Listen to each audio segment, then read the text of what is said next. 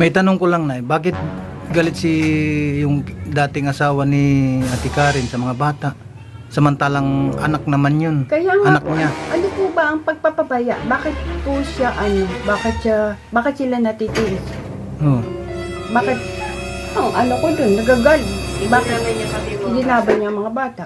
Kung hindi siya nagagalit, bakit niya dinadama yan? Mga bata. Dapat hindi niya dinadama yan.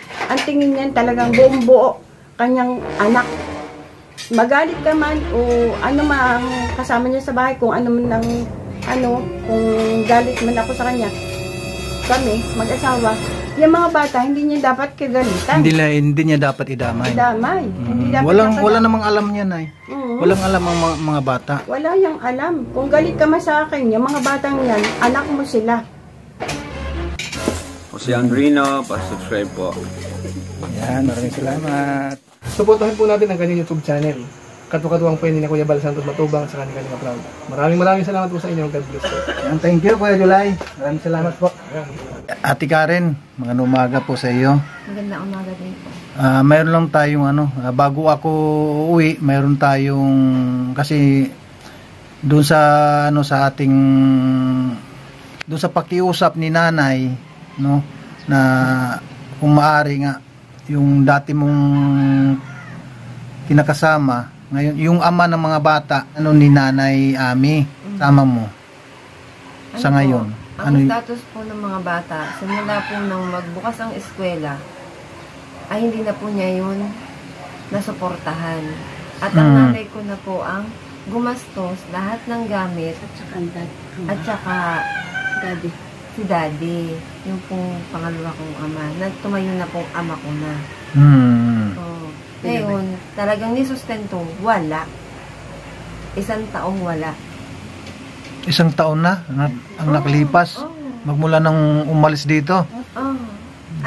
July lang, yung pong pinakahuli niya mabigay, July. Mag-1 taon na. Oo. July, tsaka hanggang ngayon. 1 taon na, ibig sabihin 1 taon na mahigit na yon. Oo. 1 taon lang. No. Bali, ano ang mo doon? Bali, ano ang panawagan mo doon sa dating asawa? Yung mga ama ng mga bata? Ang panawagan ko, suportahan niya yung mga anak niya. No. Gawa na hindi man ako makapagtrabaho at gawa ng nanay ko, wala naman siya ditong makakasama sa bahay at may sakit ang nanay ko. Hindi na makakilos-kilos, wala namang dito sa bahay. Gagawa ng gawain bahay, wala mag-aasikaso sa mga bata. Bukod pa sa mga bata, siyempre yung unang-una yung nanay mo, hindi naman talaga makakalakad. Hindi makakalakad. Hindi lang mga gawain dito. No, hindi makakilos ng maayos si Nanay Ami. Isa pa, hindi yung mga bata nga po nakakaawa. No. Halimbawa itong video natin, napanood niya, ano ang message mo sa kanya? Anong pangalan nun? Edwin Cabe. Edwin Cabe. Oo. Ano ang panawagan mo sa kanya? Kung halimbawa mapanood niya. Sige. Ako ay kusang loob na lumapit kay Kuya Jose sa Kalingap para manawagan sa iyo, Mr. Edwin Garpido Cabe, na sana'y makarating ito sa iyo, gawa na inilalapit ko yung mga anak mo nang makarating sa iyo itong panawagan ko na alalahanin mo may mga anak ka na suportahan mo. 1 taon mo silang hindi binibigyan ng sustento. Hindi man ako makakilos, hindi ako makapagtrabaho. Ang nanay ko, hindi ko maiwan dito. At may sakit. Alam naman niya yun. Na hindi na makakapagtrabaho rin talaga si nanay. Lalo si daddy, hindi na rin. Dapat niya hindi na siya nagtatrabaho At saka hindi nila obligasyon. Hindi naman nila obligasyon, matatandaan sila. Obligasyon mo ito, ama ka ng anak ko. Dapat lang talaga. Dapat ikaw ang mahiya, kasi ikaw ang ama ng mga Ikaw anak. siya ang ama. Hindi nila obligasyon ito. Tapos na sila sa amin. Tapos na sila sa amin, mga anak nila. Dapat ikaw nag-aakibat at nagsusundan ng responsibilidad bilang ama ng mga anak mo. May tanong ka lang, Ate Karen. Ito ba yung dati mong kinakasama? Mayroong asawa ngayon? Opo. Ay, yun lang. Asawa ba niya? Hindi ko alam kung yan ay pinauwi dito yung kanyang girlfriend sa Kuwait. Baka yun ang binubuhay niya. Baka yun ang bukod sa asawa niya ngayon, baka yung kinikita, baka doon napupunta. Baka mayroong anak. Tsaka isa pa, Mm. di ba Muslim ka? Muslim siya? Di ba Muslim ka? Di ba sabi mo, bawal yan sa inyo na hindi mo masuportahan ng mga anak? Nasa Quran yan Nasa Biblia ninyo yan na dapat ang obligasyon ay obligasyon. Kung mag-aasawa ka ng iba, kakayanin mo na buhayin mo yung naging pamilya mong una.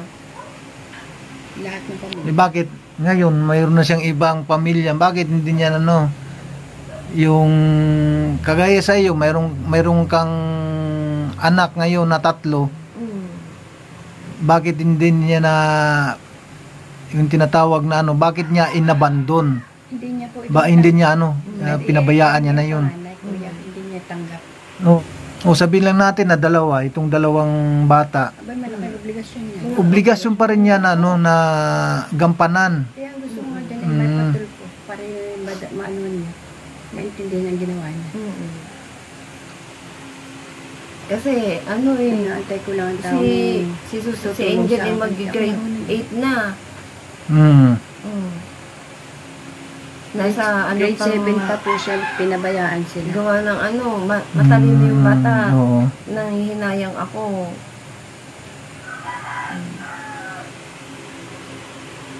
So, yun lang ang panawagan mo kay Wala naman akong pakialam kung meron kang iba. Ang sa akin lang yun sa mga bata na tayo mag-focus. Yun lang naman yung sa akin Yun lang yung aking pinakanghabol. Wala akong pakialam kung mag-ilang ka ng asawa. Basta wag mo lang pabayaan yung mga anak mo. Yun. Kasi hindi mo naman pwedeng pabayaan talaga yung mga bata. Wala ka namang trabaho sa ngayon. At isa pa, nandyan si daddy at saka si nanay na inaalagaan mo rin. Lalo si Nanay Ami. Inaalagaan mo rin. Hindi pwedeng pabayaan yan.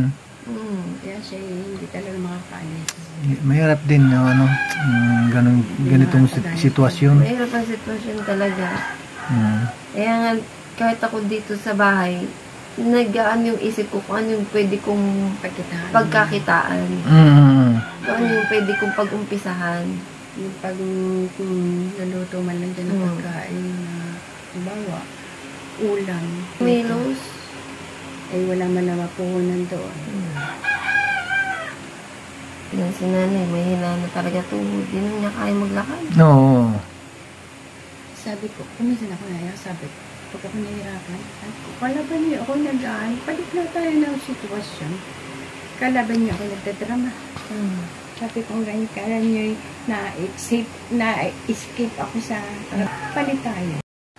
Nay Ami, last message doon sa kay kinakasama ni Ate Karen.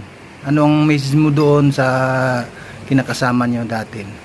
Edwin, kung mahal mo talaga itong mga anak mo, kami matatanda na, hindi na kaya magpaaral ng anak mo. Ang mga anak mo pati yan, hindi namin obligasyon. Obligasyon mo yan.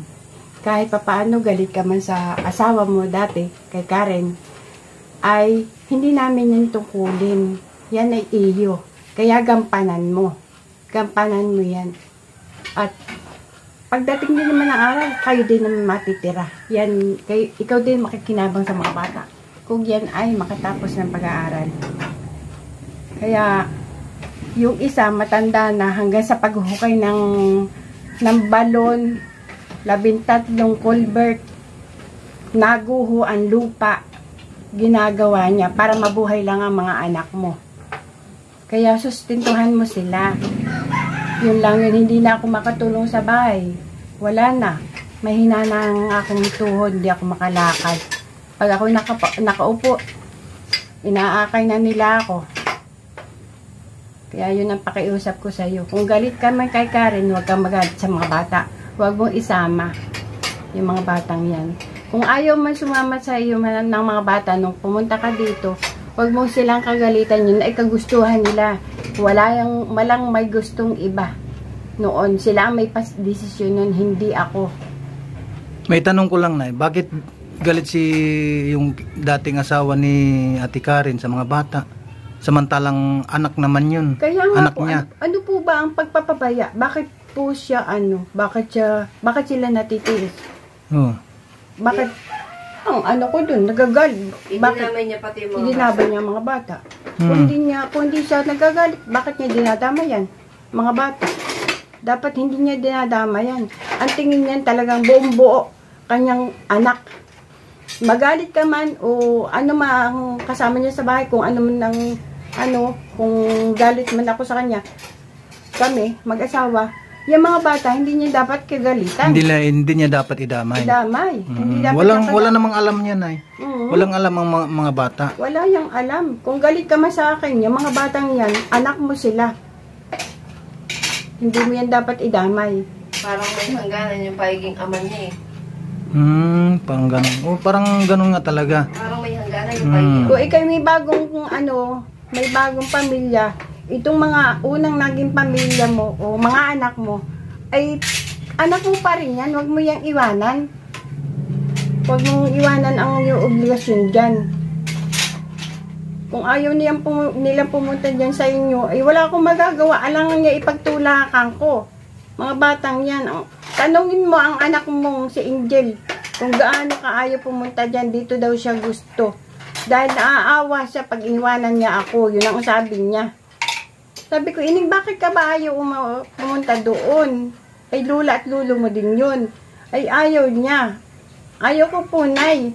At kayo may iwanan ko. Wala man lang mag-aabot sa inyo ng gamot.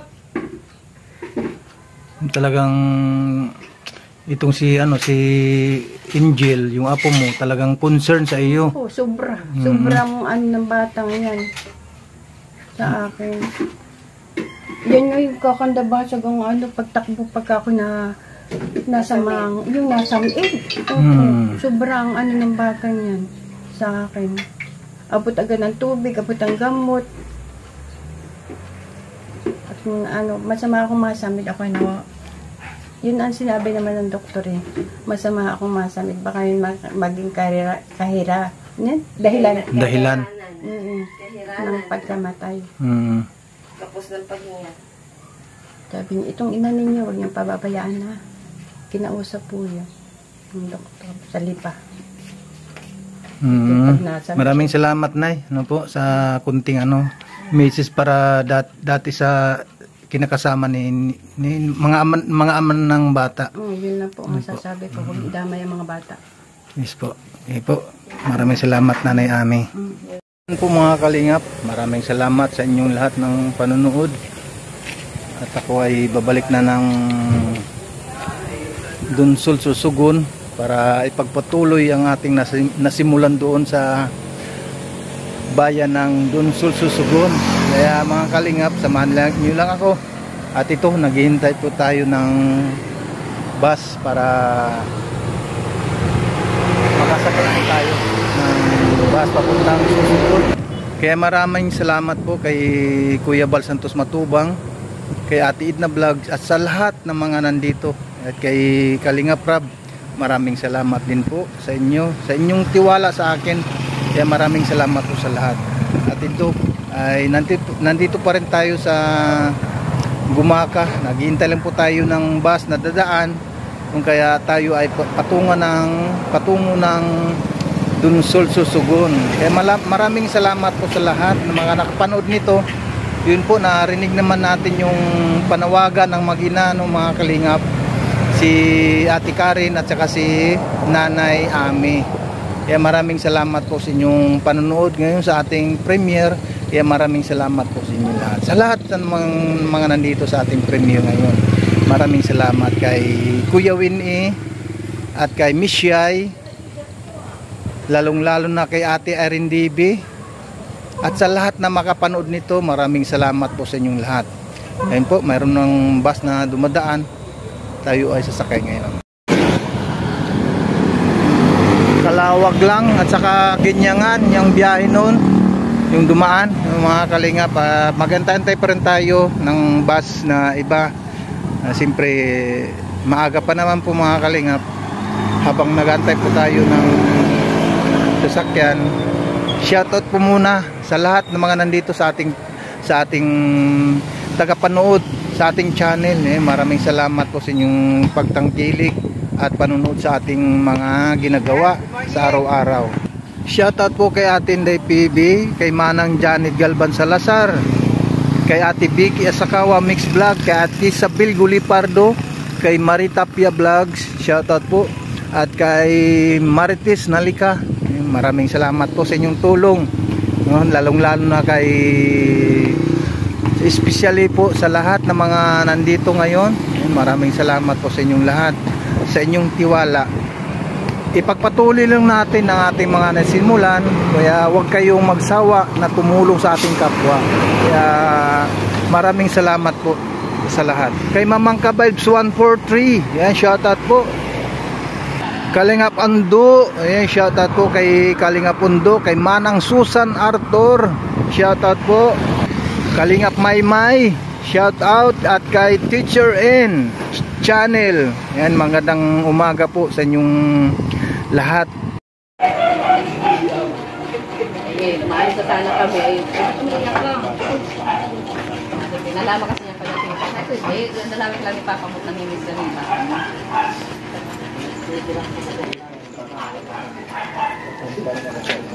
Papa ko pala ang kamukha mo. Kaya pala maganda ka. Nag-enjoy man siya rito. Enjoy ka rito. Siya rito. Masaya siya rito. Bakit ka umiyak? Bakit pinahik mo si ano? Charlie.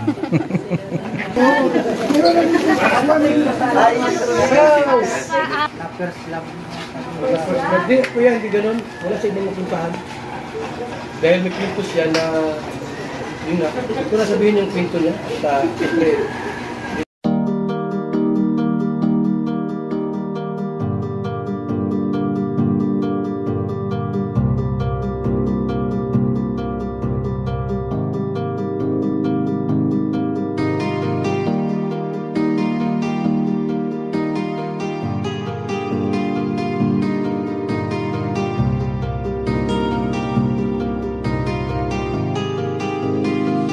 Para sa inyo, lagi nandyan siya at mag-aabot ng pag-asa.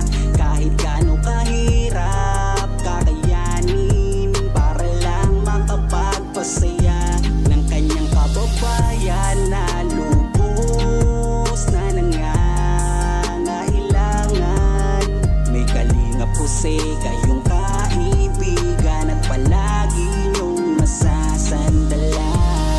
Minsan di nagdalawang isip na tumulong. Kung kinakailangan nandyan siya at hindi umuurong. Basta para sa inyo kahit maputi kang daan. Hindi niya alintana para lang makapaglaan, makapagpasaya ng mga taong nalulumbay. Nandyan siya at magbibigay ng kulay. May Kalingap Jose, kayong masasandalan at kayo ay tutulungan. Kaya huwag kang mag-aalala, meron kayong masasandalan. Siya si Kalingap. Para sa inyo, lagi nandyan siya at mag-aabot ng pag-asa. Kahit gaano kahirap, kakayanin para lang makapagpasaya ng kanyang kababayan na lubos na nangangailangan. May Kalingap Jose, kayong kaibigan at palagi niyong masasandalan. Isa ka sa ginawang instrumento ng ating ating Panginoon upang tumulong sa mga taong nangangailangan. Di ka napagod at di mo sila sinukuan. Salamat sa lahat ng sakripisyo mo. Ang iyong pagtulong ay laging bukal sa puso mo. Laki sa hirap at palaging nagsusumika para makatulong sa mga mahirap. Lagi niyong tatandaan, may isang taong maglalaan ng tulong sa mga mahirap. Di mapapagod kahit na para sa inyo. Lagi nandyan siya at mag-aabot ng